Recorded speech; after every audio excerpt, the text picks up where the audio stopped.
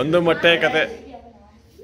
ನಾನು ಗಾಳಿ, ನಾನಿಲ್ಲದಿದ್ದರೆ ಹರೋಹರ, ಪಟ್ಟದ ಮೇಲೆ ಇಡು, ಆಮೇಲೆ ಡಂಕಣಕ ಡಂಕಣಕ ಎಂದು ಕುಣಿ, ಕಡ್ಡಿಗೀರಿದರೂ ಉರಿಯೋದಕ್ಕೂ ನಾನು ಬೇಕು, ಭೂಮಿ ಮೇಲಿರುವ ಎಲ್ಲ ಜೀವಿಗಳಿಗೂ, ಅಂದರೆ ಪ್ರಾಣಿ ಪಕ್ಷಿ ಮರ ಎಲ್ಲದಕ್ಕೂ ನಾನು ಬೇಕು, ಮಳೆ ಸುರಿಯಲು ನದಿ ಹರಿಯಲು ಭೂಮಿ ಒಳಗಲು ಎಲ್ಲದಕ್ಕೂ ನಾನು ಬೇಕು.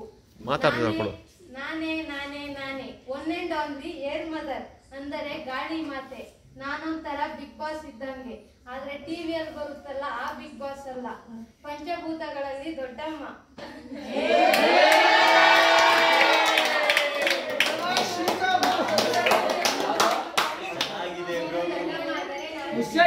ಮೈಕ್ ತಗೊಳ್ರಿ, ಮೈಕ್ ತಗೊಂಡು ಮಾತಾಡಿ.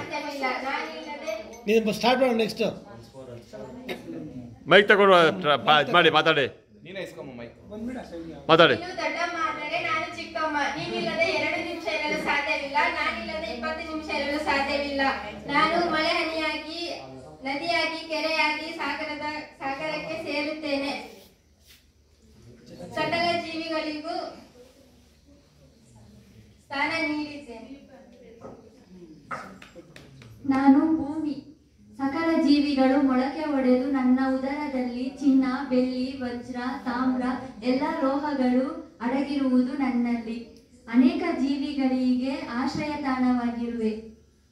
ನನಗೆ ಅಗಾಧವಾದ ಸಹನೆ ಇದೆ. ದುರಾದೃಷ್ಟ ಏನಪ್ಪಾ ಅಂದರೆ ಭೂಮಿ ತೂಕ ಆಗುವುದು ಸಹನೆಯಲ್ಲಿ ಅಲ್ಲ, ದಮದಮಕ ಇರೋದ್ರಲ್ಲಿ. ಮೊದಲೆಲ್ಲ ಜನ ಕುಣಿದು ಕುಣಿದು ಬಾರೆ, ಜಿಗಿದು ಜಿಗಿದು ಬಾರೆ ಅಂತ ಹೇಳ್ತಿದ್ದರು.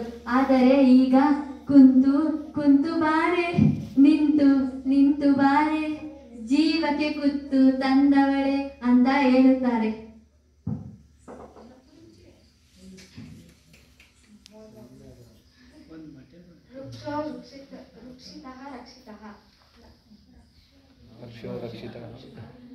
ವೃಕ್ಷ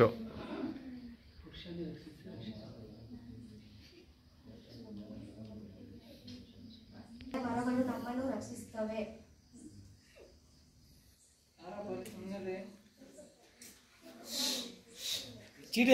ನಮ್ಮನ್ನು ರಕ್ಷಿಸುತ್ತವೆ, ಆದರೆ ಯಾರಿಗೂ ಇದು ತಿಳಿಯುವುದಿಲ್ಲ.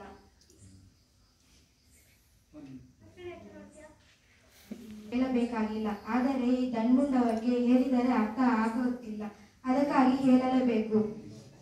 ಎಲೆ, ಹಣ್ಣು, ಹಂಪಲು, ಕರ, ಕಟ್ಟಿಗೆ ಎಷ್ಟು ಅಂತ ಹೇಳಲಿ.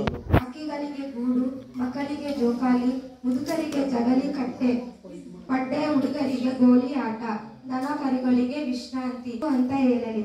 ಉಳಿದಿರುವುದನ್ನು ಮುಂದಿನ ವರ್ಷ ಕ್ಯಾಂಪಿನಲ್ಲಿ ಹೇಳುತ್ತೇನೆ.